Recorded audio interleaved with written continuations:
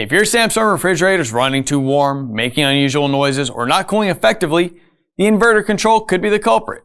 I'm William at AppliancePartsPros.com, and today I'll guide you through testing and replacing it.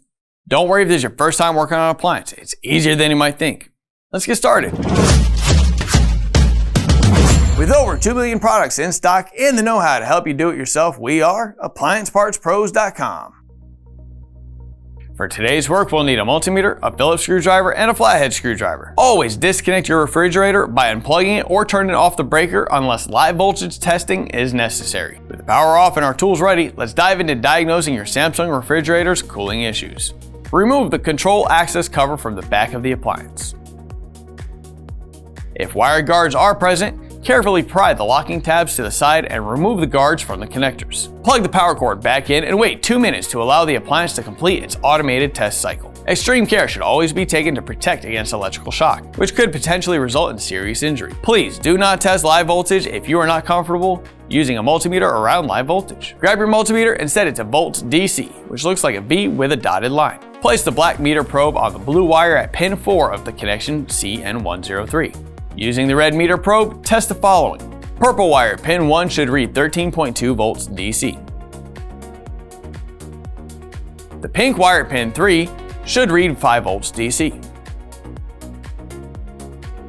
White wire at pin 2 should read 13.2 volts DC.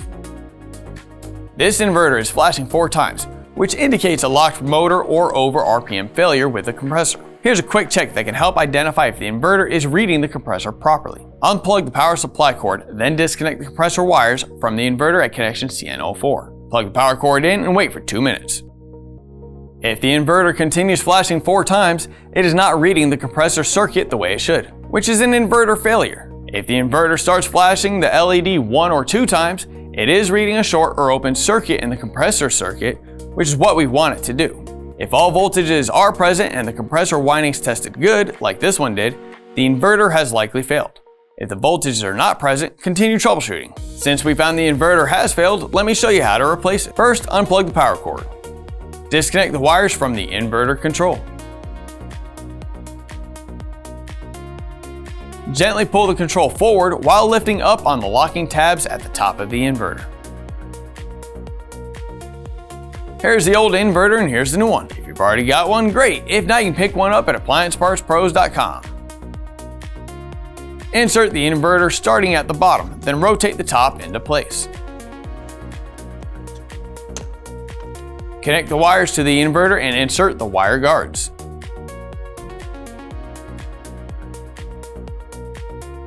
Secure the control access panel and the compressor compartment cover.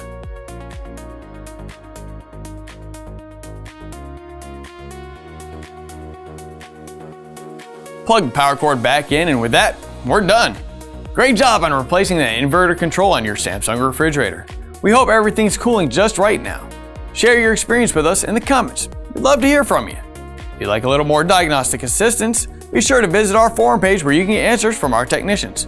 Links in the description. If you still need to order a part, remember you can visit AppliancePartsPros.com with your model number, and most orders arrive within a few days. Thanks for trusting us with your repair journey.